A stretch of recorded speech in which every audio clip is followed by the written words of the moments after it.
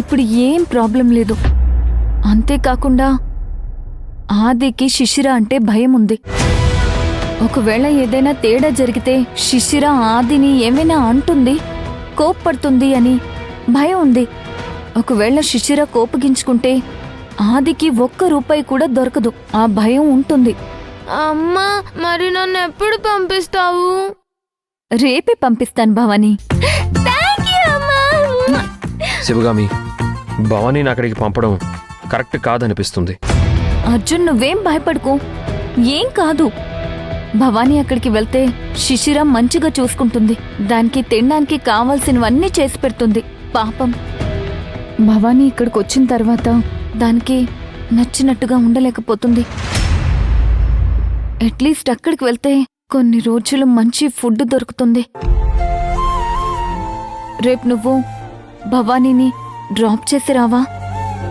నేను ఆ ఇంటికి వెళ్ళలేను. నువ్వింటి లోపలికి వెళ్ళకు అర్జున్, బయట వదిలిపెట్రా. ఆ తర్వాత సాయంత్రం ఎన్నింటికి భవానీ వస్తుందో అడిగి ఆ టైంకి వెళ్ళి పికప్ చేసుకుంటే సరిపోతుంది. ఏమో, నాకైతే కొంచెం కూడా ఇష్టం లేదు. మీ మాటకి నేను అడ్డు చెప్పను. మీ ఇష్టం.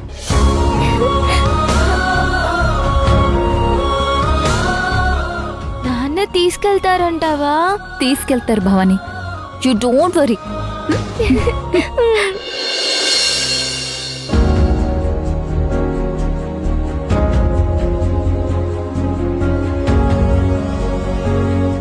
భవానీ, ఇదే మీ పిన్ని వాళ్ళ ఇల్లు.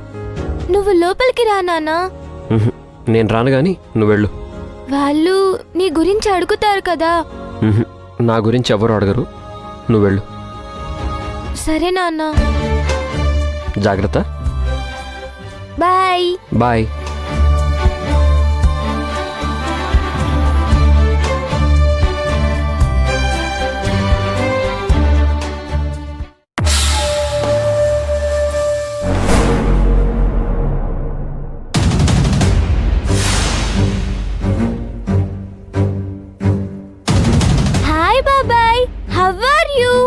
నువ్వేంటి మళ్ళీ వచ్చావు? నీ మీద పగ తీర్చుకోవాలని వచ్చాను.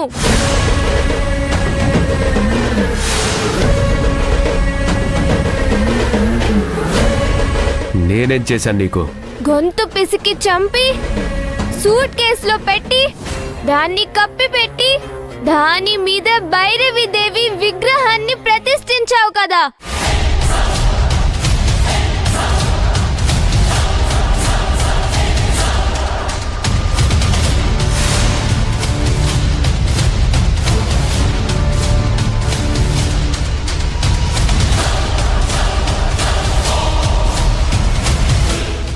మళ్ళీ అక్కడి నుంచి తీసి దహనం చేశావు కదా.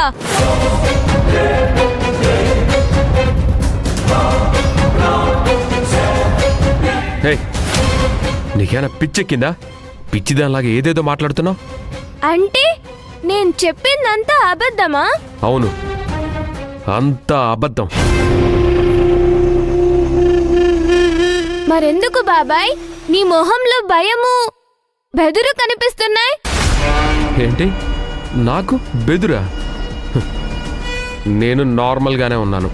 బాబాయ్, ఒక దొంగ ఒక రాత్రి ఒక ఇంట్లోకి దొంగతనం చేయడానికి వెళ్ళాడంట. అతన్ని తేలు కుట్టిందంట. అతనికి ఆ టైంలో అరవటానికి వీలవ్వలేదు, నొప్పి భరించడం కూడా కుదరలేదు. అలా తేలు కుట్టిన దొంగలా ఉంది నీ పరిస్థితి.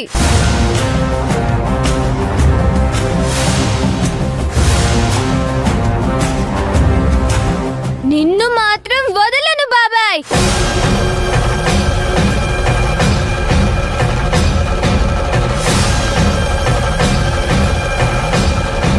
చావు బాధ ఎలా ఉంటుందో, చచ్చిన తర్వాత లైఫ్ ఎలా ఉంటుందో చూపించిన వాడివి నువ్వు.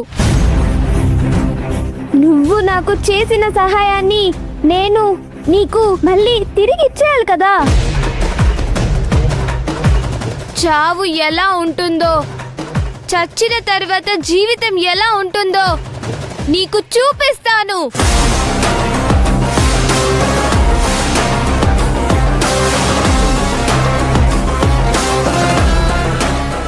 నేను వచ్చింది అందుకే.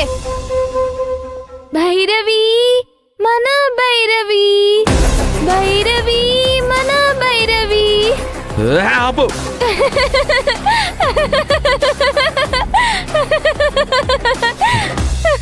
ఏయ్, నోటికొచ్చిందల్లా వాక్కు. పిచ్చెక్కినట్టు ఏదేదో వాగుతున్నావు. మెంటల్ హాస్పిటల్లో జాయిన్ చేసి నీకు ట్రీట్మెంట్ ఇప్పించాలి. చేర్పించు బాబాయ్, చేర్పించు. నీకు పరిచయం ఉన్న వాళ్ళు ఉండే ఉంటారు కదా, నువ్వు అక్కడి నుంచే వచ్చావు కదా.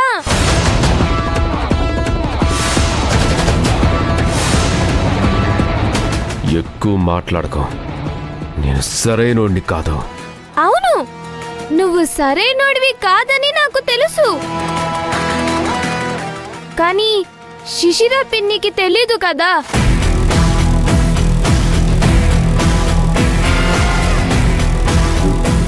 పాపం, చెడ్డవాడివైనా నిన్ను మంచివాడివి అనుకుంటుంది.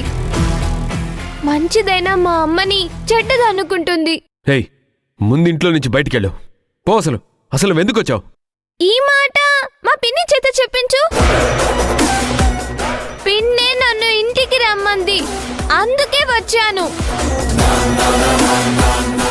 చూడు, అధిక ప్రసంగం చేయకు.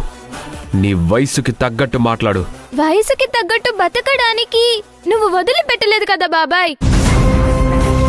అందరి పిల్లల్లాగా నేను ఆడుకోలేకపోయాను, వేరే పిల్లల్లాగా నేను తిరగలేకపోయాను.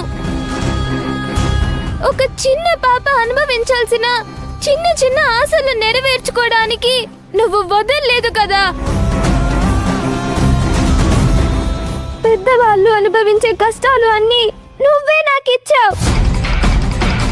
ఇప్పుడు పిల్లలా మాట్లాడమంటే ఎలా బాబాయ్? చెప్పించు మా పిన్ని చేత, వెళ్ళిపోతాను. సరే, నువ్వు వచ్చింది మీ పిన్ని కోసం కదా, లోపలికెళ్ళి మాట్లాడుకో. పా. కానీ నాతో మాత్రం మాట్లాడుకో.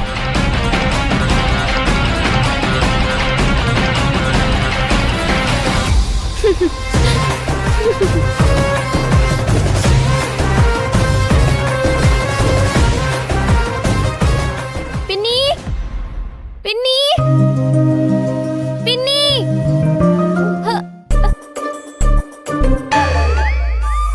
ఆగు ఆగు, స్టాప్. ఏంటి mattering? Why running running? Why entering again? Me calling aunty, coming coming, not running, just coming. What saying you? Same you saying. Me saying meaning, you saying meaning. No, you saying same to